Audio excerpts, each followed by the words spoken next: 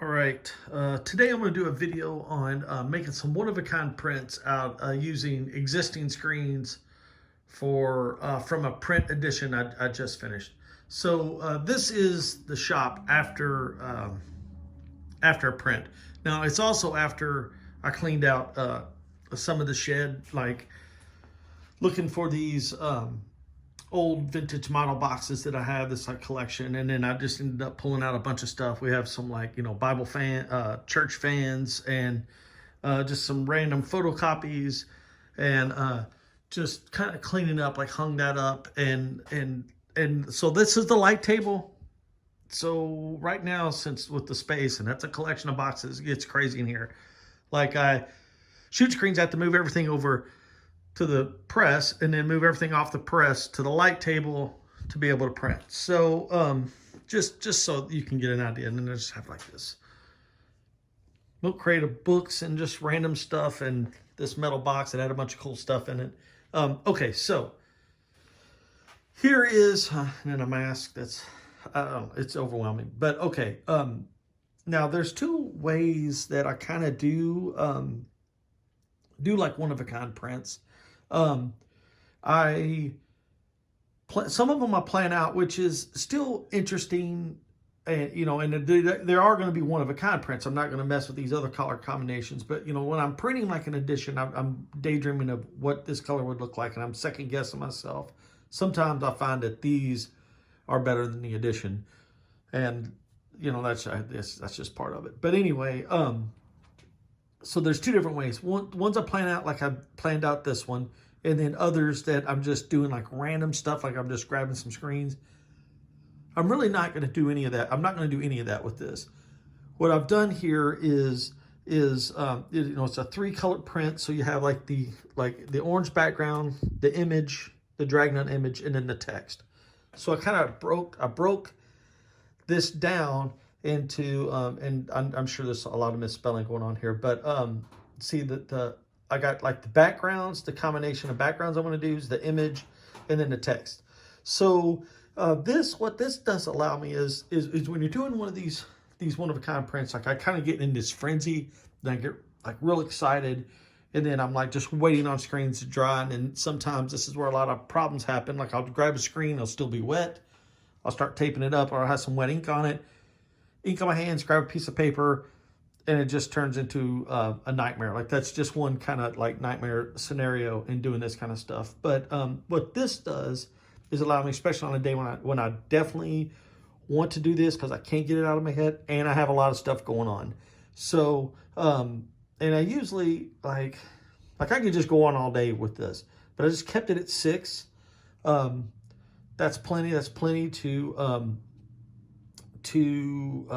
figure out a lot of different color combinations, figure out what looks good, what doesn't look good, and also to just have some variety of variety. So like when I set up at a show, or just to add to the portfolio, I guess you could say.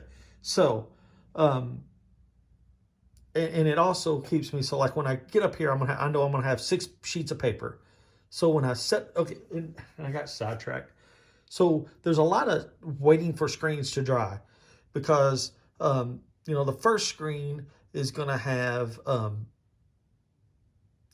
so I'll be able to print those 4 tans, and then I'll have to clean the screen out, let it dry, and do the green, clean out, let it dry, and then do the blue. But when I got this grid, see, I know that I can print like 4 sheets of tan right off the bat, and then clean the screen out while it's drying, and I can jump over, and I can do 2 of those get gray, right? So then hopefully then I can jump back over here. You see what I'm saying? Because then at the end, like when I have all the colors, when these 2 colors are set, then I can do my 2 blacks, the 2 red, and then this iridescent. It's actually a gray, but it's a black. It's like a shiny gray. This is kind of a wild card color combination. But anyway, you get the idea. All right, I'm sure this is just like so boring, but I'm going to get set up, clean this off, figure out where this stuff's going to go, and then start doing the first color combination, and then I'll just come in and show you how it's going. And then at the end, we'll look at them all. All right. All right, the first, the four, man, look at that paper really warps. It's, I'm using house paint on this, latex enamel house paint. It's, it really does a number on the paper sometimes. I don't understand the chemistry, or I don't understand a lot of things, but the chemistry about stuff, forget about it. I just do it and then just kind of figure out. I guess it's a lot of moisture in the paper. I guess, I don't know. Let's go on to something else. Okay, so I did the first 4 tans. I just mixed up a gray.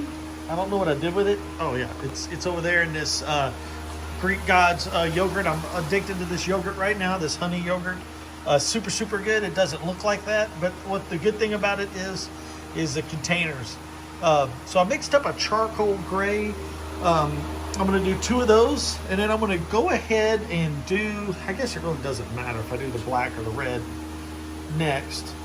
Yes, it does matter, because there's only 2 reds. I'm going to go ahead and do 2 grays on 2 of these, and so that's what I'll do. I will take 2 of these warped pieces of paper and put them over here, and do the 2 grays, and then I will go over and do the red. See, that's what I was talking about, like letting the screen dry. So that's that tan. So now it's drying. It'll dry for a little while, and as soon as it's dry, we'll go over here and do one of these, either light blue or light green next.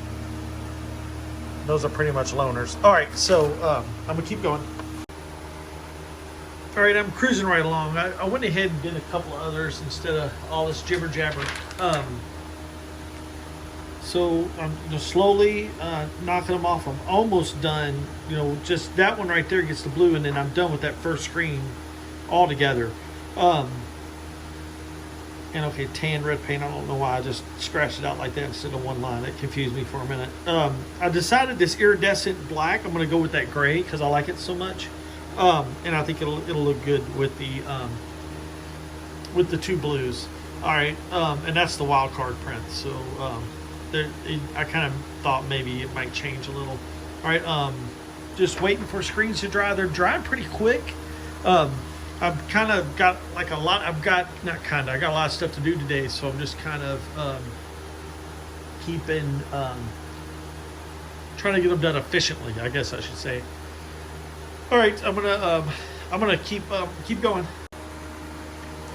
All right, the first one's done. The wild card there at the bottom. I'm happy with it. I really wanted I didn't want black. I just wanted to do something other than black. And I felt like that gray was a good, I don't know, was a good compromise, I guess.